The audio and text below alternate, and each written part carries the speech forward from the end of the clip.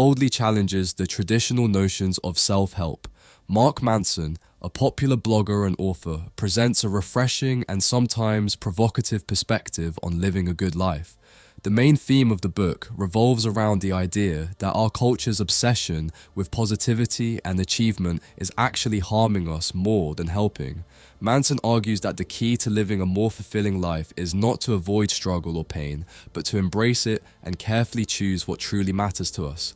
Through a blend of personal anecdotes, humor, and insights from philosophy and psychology, Manson offers a counterintuitive approach to finding happiness and meaning.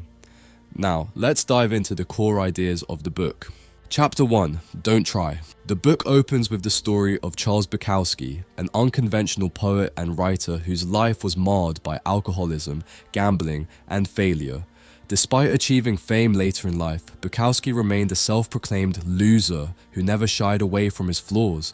His tombstone, which reads "Don't Try," encapsulates the essence of Manson's philosophy. Success and happiness are not about striving to be perfect or extraordinary, but about embracing our limitations and focusing on what truly matters. Manson critiques the self-help industry for promoting unrealistic standards of positivity and achievement, arguing that it often leads people to focus on what they lack rather than accepting who they are. This chapter introduces the central idea that not giving a fuck is about choosing what is truly important to care about and ignoring the rest. Chapter 2. Happiness is a problem. In this chapter, Manson argues that the pursuit of happiness as a constant state is fundamentally flawed. Drawing from the teachings of the Buddha, he suggests that life is inherently filled with pain and suffering, and trying to avoid these experiences only leads to more dissatisfaction. Instead of seeking to eliminate all discomfort, Manson proposes that we should find meaningful problems to solve problems that align with our values and bring us a sense of purpose. He introduces the concept of the feedback loop from hell, where people feel bad about feeling bad, creating a cycle of negative emotions that is hard to escape. Manson emphasizes that pain and struggle are not only inevitable but also necessary for growth and happiness. By accepting this reality, we can focus on choosing the struggles that are worth enduring. Chapter 3. You are not special. In Chapter 3, Mark Manson challenges the idea that everyone is uniquely special and deserves extraordinary outcomes. He critiques the self-esteem movement that emerged in the 1970s and 1980s, which taught people to feel good about themselves regardless of their actions or achievements. Manson argues that this culture of entitlement has led to a generation of people who believe they deserve success without putting in the effort. He uses the example of a fictional character, Jimmy, who spends his time fantasizing about success without doing any actual work to achieve it. Manson's main point is that true self-worth is not about feeling good all the time or believing we are special. Rather, it comes from recognizing our limitations, taking responsibility for our actions, and finding meaningful ways to improve ourselves. He stresses the importance of embracing failure and accepting that not everyone will achieve greatness, which allows us to develop a more grounded and realistic perspective on life. Chapter 4. The Value of Suffering. This chapter delves into the concept of suffering and its role in personal growth. Manson introduces the idea that our values determine the nature of our suffering. If we have poor values, such as seeking constant pleasure or avoiding discomfort, we are likely to suffer in unproductive ways. On the other hand, good values like honesty, integrity, and perseverance lead to more meaningful and constructive forms of suffering. Manson explains that life struggles and hardships are not only unavoidable but essential to building resilience and character. He introduces the concept of the self-awareness onion, which suggests that self-awareness has layers that require peeling back, each layer involving deeper and often more painful realizations about oneself. He also talks about shitty values and the need to redefine our values in a way that reflects our true selves and leads to healthier, more fulfilling lives. Ultimately, Manson emphasizes that we have the power to choose how we respond to suffering, and that choosing positive values can lead to a more fulfilling and less stressful life. He urges readers to focus on values that are reality-based, socially constructive, immediate, and controllable. Chapter 5.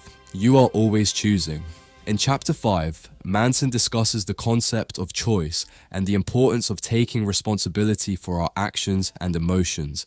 He argues that, while we may not always have control over what happens to us, we always have a choice in how we respond. This chapter introduces the idea of the responsibility/fault fallacy, which highlights the distinction between fault and responsibility.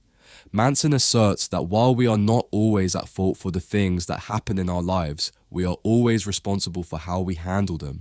Manson illustrates this point by telling the story of a man who lost his entire family in a tragic accident and was faced with the choice of either succumbing to despair or finding a way to live meaningfully in spite of his loss. He chose the latter, demonstrating the power of personal responsibility and the ability to shape one's own destiny, regardless of circumstances. The chapter emphasizes that taking responsibility for our own lives requires letting go of the victim mentality. Manson argues that by always blaming others or external circumstances for our problems, we give up control and perpetuate our own misery. Instead, he encourages readers to embrace their own power, to choose their reactions, find meaning in their struggles, and take control of their own narratives. Chapter 6, You're Wrong About Everything, But So Am I. This chapter is about uncertainty and the limitations of our beliefs. Manson introduces the concept of Manson's law of avoidance, which suggests that the more something threatens your identity, the more you will avoid it. He explains that we tend to cling to our beliefs because they define our sense of self, but this attachment often prevents us from seeing reality clearly and adapting to new information. Manson argues that embracing uncertainty and recognizing our own fallibility are crucial for personal growth. He shares stories and anecdotes, including his own experiences, to illustrate that being wrong and making mistakes are natural parts of life. By accepting that we could be wrong about our most deeply held beliefs, we open ourselves up to new perspectives and experiences that can lead to personal development. The chapter encourages readers to adopt a mindset of humility and curiosity, where the focus is not on being right, but on learning and growing. Manson emphasizes the importance of questioning our assumptions, being open to change, and understanding that doubt is a sign of strength rather than weakness. Chapter 7, Failure is the Way Forward. In Chapter 7, Mark Manson explores the paradoxical idea that failure is essential for growth and success. He argues that people often fear failure because they believe it defines them, but in reality, failure is an integral part of learning and improvement. Manson emphasizes that our greatest successes are often born out of our most significant failures. He introduces the failure/success paradox, which highlights that the path to success is often paved with repeated failures. Manson shares various anecdotes and examples to illustrate that those who achieve great things are usually the ones who are willing to fail more than others. He discusses how the most successful individuals are not the ones who avoid failure, but the ones who embrace it, learn from it, and keep moving forward despite setbacks. Manson calls this process the do something principle, which encourages action as a way to break free from the paralysis of fear and self-doubt. The chapter also discusses how action is the most critical component of success. Manson argues that motivation often follows action rather than preceding it. By taking small, manageable steps, we can build momentum and gradually overcome our fears and anxieties. This proactive approach to life, where failure is seen not as an endpoint but as a stepping stone, enables us to build resilience and develop a more robust sense of self. Manson concludes that the key to a fulfilling life is not to avoid failure, but to develop a healthy relationship with it. By accepting that failure is an inevitable part of the human experience, we can learn to navigate life's challenges more effectively and find deeper meaning and satisfaction in our pursuits. Chapter 8, The Importance of Saying No. In this chapter, Manson discusses the significance of setting boundaries and learning to say no. He argues that saying no is an essential skill for maintaining our values and living a life aligned with our priorities. Manson points out that many people struggle with saying no because they fear rejection, conflict, or missing out on opportunities. However, by saying yes to everything, we dilute our focus and fail to commit to the things that truly matter. Manson introduces the concept of rejection makes your life better, explaining that by rejecting what doesn't align with our values, we create space for what does. He argues that boundaries are not just about protecting ourselves from harm, but about defining who we are and what we stand for. By saying no to trivial or conflicting demands, we can build stronger relationships, foster trust, and create more meaningful connections. The chapter also discusses the importance of commitment and how it leads to freedom rather than restriction.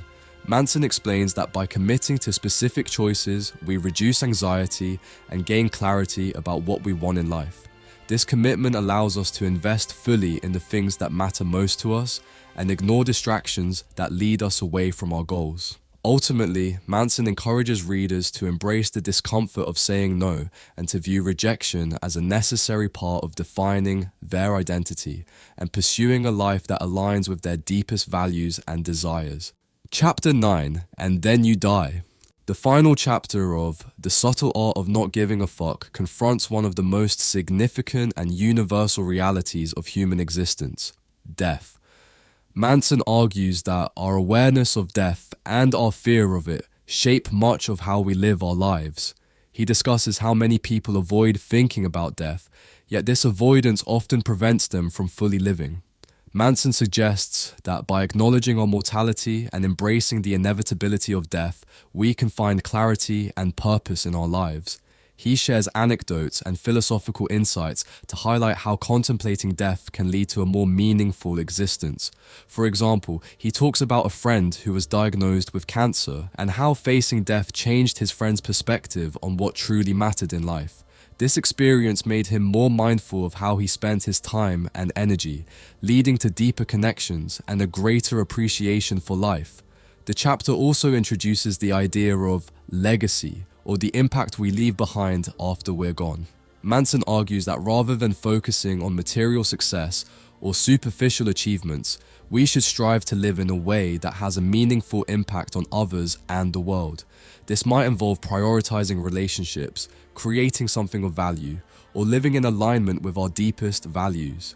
Manson concludes that the fear of death often leads people to cling to illusions of control and security, but accepting death can liberate us from these illusions. By facing our mortality, we are free to live more authentically and passionately, focusing on what truly matters and letting go of trivial concerns. This realization ties back to the central theme of the book. To focus on what truly matters, we must first confront what doesn't, including the things we cannot change, such as death. Conclusion. The Subtle Art of Not Giving a Fuck challenges readers to rethink their approach to happiness, success, and personal growth. Manson argues that the key to a fulfilling life is not about being positive all the time or achieving endless success, but rather about carefully choosing what we care about and letting go of the rest.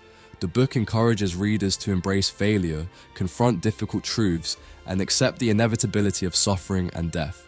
By doing so, we can live more meaningful, authentic lives, defined by the values and priorities that matter most to us. Ultimately, Manson's message is about finding freedom through acceptance and the courage to be true to oneself, no matter the challenges or setbacks that life brings.